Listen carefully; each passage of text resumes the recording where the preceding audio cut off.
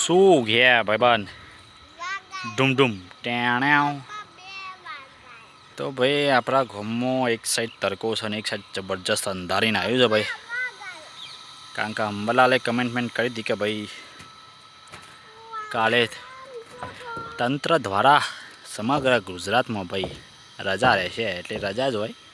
અને જો અંધારીને આવ્યું છે ફૂલ બાકાચીકી કરવા માટે. હાલ 2 જ વાગતા હતા, અંબાલાલ કાકાએ મોકલ્યા હતા 2 જ કે તમે પહેલાં સિસ્ટમ ચેક કરી આવો પછી ચાલુ કરો. એટલે આપણે ઘર ઉપર થોડો પતરો લીક થયો હતો એટલે પટ્ટો મારવા આવ્યા હતા. અને આ મોસમ બની છે જોરદાર, ભૂક્કા કાઢે એવી. જો ચાલુ થશે તો ફરીથી ઇટાદરામાં પોણી થઈ જશે ભાઈ.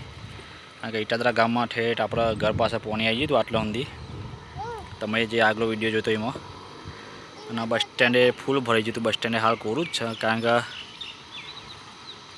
તંત્ર દ્વારા આજે આખત બોલાવવામાં આવ્યું હતું ભાઈ મશીનરી પાણી ગામમાંથી કાઢવા માટે. જે વરસાદી પાણી ભરવાનો હતો એ બધી બાજુથી પાણી કાઢવામાં આવ્યું છે. અને જો બસ સ્ટેન્ડે હાલ તમને કોરું જ દેખાય છે, પાણી નહીં.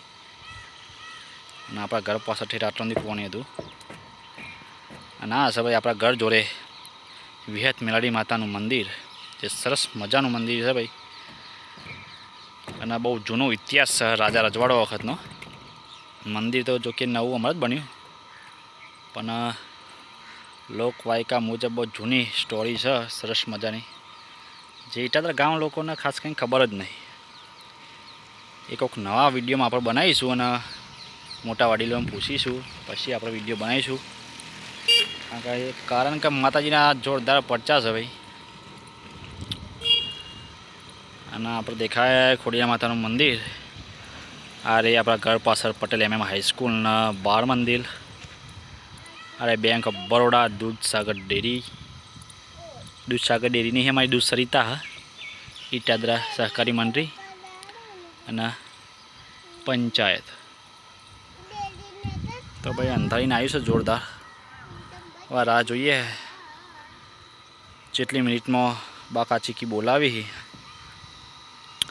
આ સાઈડ તો તડકો જ છે, જો ફૂલ તડકો છે કે નહીં.